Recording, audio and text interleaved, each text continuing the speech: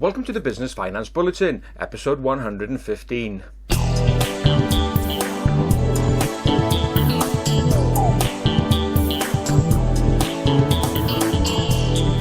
Welcome again to this week's Business Finance Bulletin. With me, Rob Warlow from Business Loan Services. In this week's bulletin, a look at the latest bank lending figures to small businesses, support that Barclays Bank is now providing to high growth companies, late payment, HMRC chasing tax payments, and my business finance tip of the week: ask your bank manager for an alternative if he said no.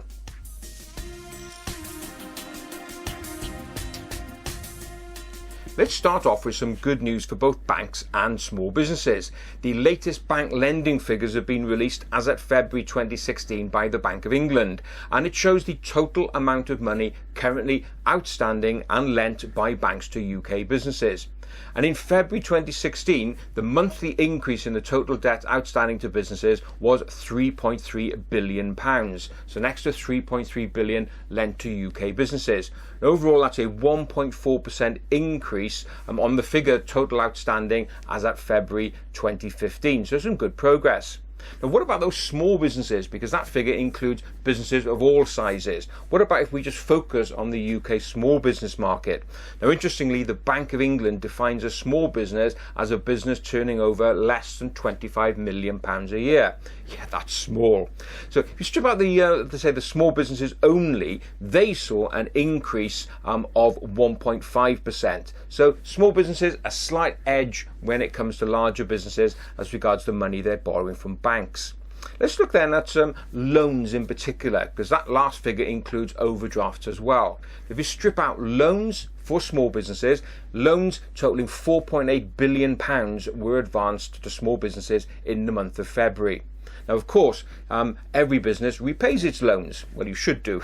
And the monthly repayment in February is £4.2 billion. So we saw a net increase of £600 million in terms of money lent to small businesses in February, which is good news for everyone. So remember, don't assume that your bank's going to say no. The evidence is clear that the banks are lending again.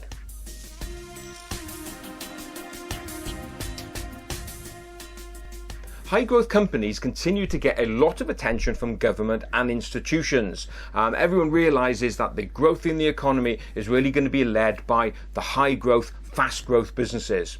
Well, Barclays Bank has just announced a partnership with the UK British Angels Association to provide more support to high growth companies.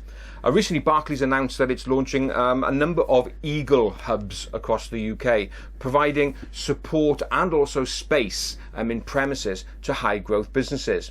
Well, its latest partnership with the UK British Angels Association, which is the trade body for local investors, is designed to provide more hands-on support for growth companies, the ones that really need mentorship and advice on funding generally. So the first Eagle hub where this partnership is going to be really launched is in Birmingham. So if you're a high growth company in the Birmingham area, you're now going to find some mentorship support in the terms of experienced investors and people who've been there and done it sitting in those hubs. So well done to Barclays and the UK Business Angels Association. A good example there of partnership and what you can do to help high growth companies.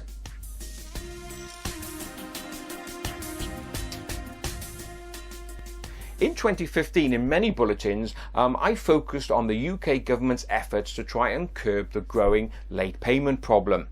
Now, as we know, late payment is a major barrier to growth for many businesses, and that's why in 2015, the UK government introduced the Small Business Enterprise Act.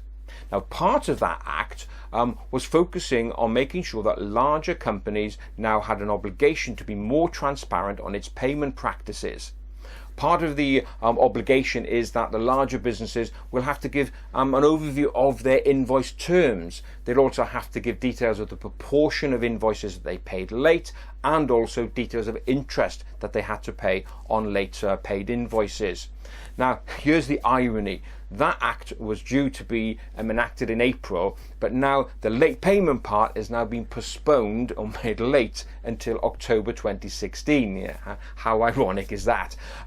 So, unfortunately, for many small businesses, we've now got to wait for the time when larger businesses can be named and shamed. But hey, at least the legislation is there. Just got to wait a little bit longer.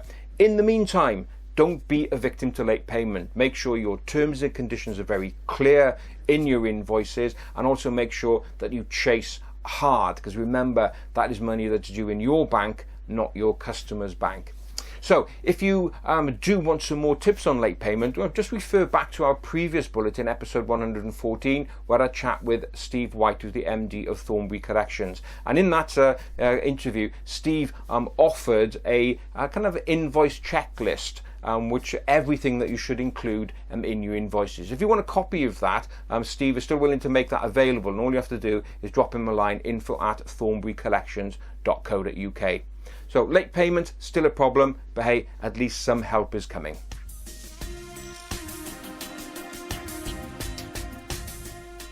If you're a small business owner, beware, HMRC could be watching you.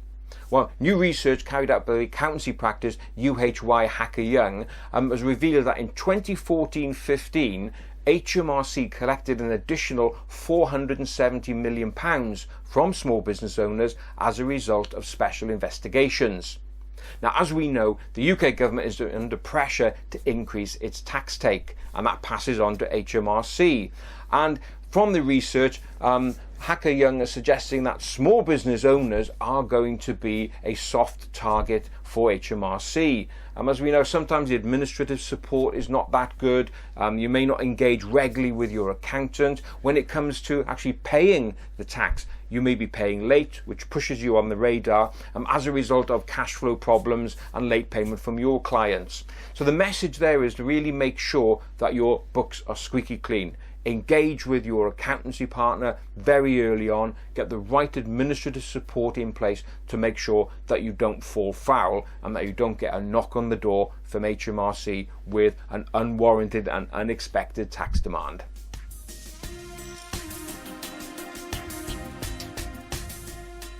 Moving on now to my business finance tip of the week, which is, if the bank has said no, ask them for an alternative. Now, I've mentioned in previous bulletins that the UK government is very keen on ensuring that banks offer clients a solution or an alternative if they can't help. Now, this is really starting to get this message out because, interestingly, last week we had a phone call from a bank manager who just said, Rob, can't help this guy who had to said no. Do you think there's something that you can do? And a very enlightened bank manager, because he said, I'll come along with you to the meeting as well to introduce you and let's see what you can do. Well, that meeting was held earlier this week, and as it happens, yes, we probably can do something for the client. So there's a great example there of a bank manager now listening to the latest trends about trying to provide alternative solutions. So if your bank has said no, just ask them, okay, I understand you've said no, but can you offer me an alternative? Ask them to point you in the right direction. And the other alternative, of course, is to get in touch with us. And I'm sure we can sit down and find out a solution for you as well. So some great evidence there that banks are now beginning to listen to their clients and offer alternatives. Well, that's it for this week, and as ever, I hope you enjoyed the bulletin. If you're watching on the video version, don't forget there is a podcast version for you to download and listen to at your leisure. Just go along to our SoundCloud, iTunes and Stitcher account and search for Business Finance Bulletin, and there you will find us. So that's it for this week. Thanks very much for being with me. I look forward to being with you again next week with the next Business Finance Bulletin. Have a great, successful and profitable week. Bye-bye now.